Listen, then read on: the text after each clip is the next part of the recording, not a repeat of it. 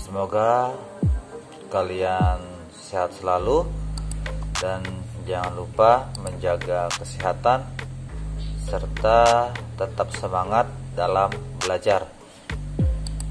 Jadi pada video kali ini kita akan membahas tentang konsep dasar jaringan nirkabel. Adapun kompetensi dasar yang harus dicapai, yang pertama yaitu mengevaluasi jaringan nirkabel, dan yang kedua yaitu mengkonfigurasi jaringan nirkabel. Sebenarnya jaringan nirkabel atau jaringan wireless ini merupakan bidang disiplin yang berkaitan dengan komunikasi antar sistem komputer tanpa menggunakan kabel. Nah, jaringan ini sering sekali dipakai untuk jaringan komputer, baik pada jarak yang dekat maupun pada jarak yang jauh. Jadi jarak yang dekat seperti beberapa meter memakai alat pemancar, maupun pada jarak yang jauh melalui satelit.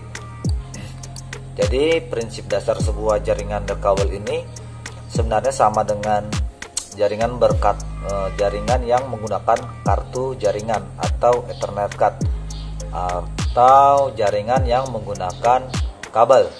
Nah, jadi fungsi akses point pada jaringan nirkabel ini mirip dengan hub pada jaringan komputer berbasis kabel. Nah, jika tanpa adanya akses point, komputer yang mempunyai adapter nirkabel dapat berkomunikasi langsung dengan komputer lainnya. Dan hal ini sama dengan hubungan komputer ke komputer, atau sering diistilahkan dengan peer-to-peer. Nah, jadi ada beberapa contoh jaringan nirkabel. Contohnya seperti ada inframerah. Nah, jadi contohnya yang pertama seperti ini, ada inframerah. Inframerah ini juga merupakan jaringan nirkabel. Ini ada remote televisi, ini merupakan contoh dari penerapan inframerah. Dan ada juga Bluetooth. Bluetooth juga termasuk sebuah jaringan nirkabel. Ada printer wireless, ada speaker yang menggunakan Bluetooth, dan yang sering kalian jumpai yaitu Wi-Fi yang sering kalian jumpai yaitu Wi-Fi, dan masih banyak lainnya. Jadi itu merupakan contoh-contoh dari jaringan nirkabel. Adapun manfaat dari jaringan nirkabel, nah yang pertama yaitu pengguna dapat saling berbagi file dan sumber daya lainnya yang terhubung ke dalam sebuah jaringan tanpa harus bersusah payah melepaskan port. Jadi dapat berbagi file dan sumber daya asalkan mereka terhubung dalam suatu jaringan tanpa harus melepas port. Itu keunggulan atau manfaat yang pertama. Nah, yang kedua yaitu pengguna dapat bergerak bebas dalam menggunakan perangkat. Contohnya seperti laptop atau smartphone, karena mempunyai area jangkauan yang luas tanpa adanya kabel. Karena tidak ada kabel, jadi pengguna dapat bergerak bebas, bisa pindah ke sana kemari. Nah, yang ketiga manfaatnya yaitu lebih nyaman digunakan. Yang keempat, jadi manfaat yang keempat yaitu jaringan nirkabel ini sering sekali dapat menangani pengguna dalam jumlah lebih banyak, karena tidak dibatasi oleh jumlah port tertentu. Jadi dia bisa menangani pengguna dalam jumlah banyak karena tidak dibatasi oleh port. Jadi itu tadi merupakan manfaat dari jaringan nirkabel. Nah, jaringan nirkabel ini ada keunggulan dan kelemahannya. Jadi untuk keunggulannya yaitu yang pertama, jaringan nirkabel ini dia lebih fleksibel.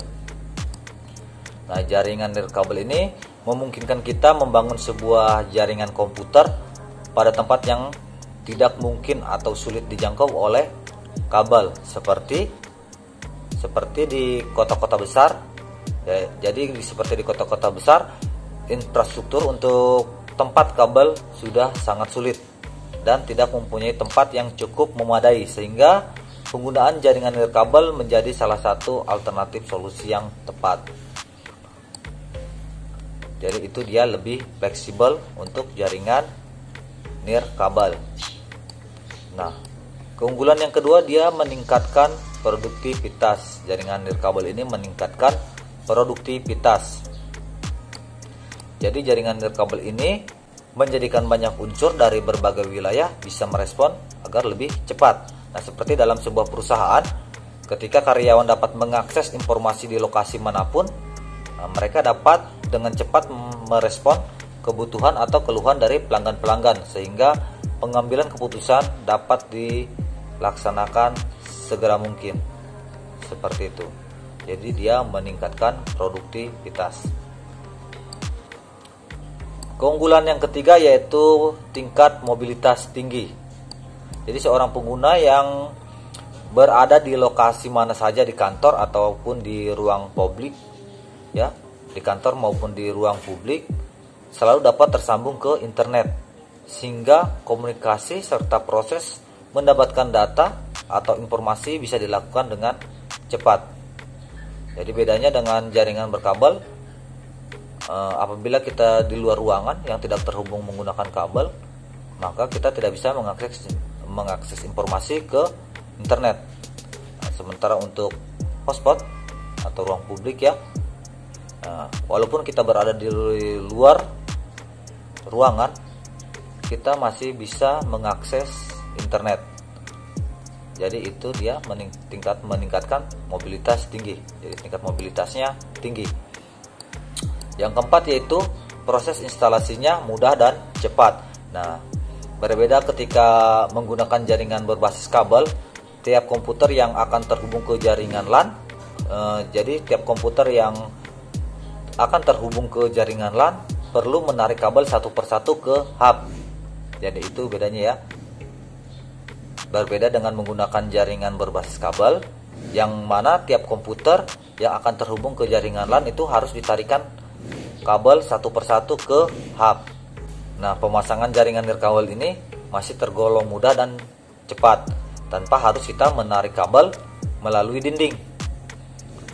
Kabel hanya digunakan ketika menghubungkan sebuah akses point ke sebuah jaringan.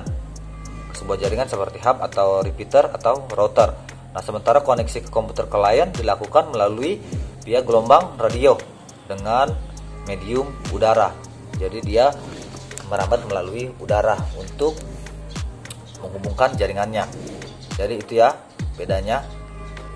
Nah, adapun untuk kelemahan dari jaringan nirkabel ini, jadi yang pertama kelemahannya yaitu dia di faktor biaya. Faktor biaya. Nah, jadi hadirnya teknologi terbaru biasanya disertai dengan harga jual komponen yang dibanderol dengan harga yang tinggi. Nah, harga komponen ini untuk membuat jaringan nirkabel saat ini masih tergolong mahal, sehingga implementasinya membutuhkan perencanaan yang tepat. Walaupun biaya awalnya sangat tinggi, biaya perawatannya masih lebih murah dibandingkan dengan jaringan kabel. Selain itu, jaringan nirkabel sangat cocok untuk lingkungan yang dinamis. Maksudnya sering mengalami perpindahan atau rotasi lingkungan kerja. Jadi itu, ya, kelemahannya yang pertama yaitu faktor biaya, karena alat-alat untuk merakit sebuah jaringan nirkabel itu masih tergolong mahal. Adapun kelemahan yang kedua yaitu dari segi keamanan. Jadi karena jaringan nirkabel ini bekerjanya menggunakan medium udara, sebenarnya, ya, transmisi data dapat ditangkap dan disadap oleh siapa saja. Jadi banyak sekali jenis serangan yang terjadi pada jaringan nirkabel. Nah, itu merupakan kelemahan dari jaringan nirkabel. Yang kedua yaitu dari segi keamanan, dia mudah untuk disadap, bisa disadap oleh siapa saja. Kelemahan yang ketiga yaitu dari faktor kecepatan. Nah, cuaca sangat berpengaruh terhadap kualitas sinyal, mengingat bahwa sistem transmisi yang digunakan adalah medium gelombang radio di udara, sehingga bisa memberikan penundaan kepada penggunanya. Jadi apabila cuacanya buruk akan mengganggu kecepatan dari jaringan tersebut. Jadi itu merupakan faktor kelemahan yang ketiga, yaitu dari segi kecepatan. Jadi dibandingkan dengan jaringan berkabel, yang dimana jaringan kabel ini lebih stabil daripada jaringan nirkabel. Karena kenapa? Karena ada namanya faktor cuaca. Jadi itu merupakan 3 kelemahan dari jaringan nirkabel. Nah, untuk pembahasan kali ini cukup sekian. Apabila ada yang mau ditanyakan, silahkan hubungi melalui WhatsApp grup atau jalur pribadi. Wabillahi taufiq wal hidayah. Wassalamualaikum warahmatullahi wabarakatuh.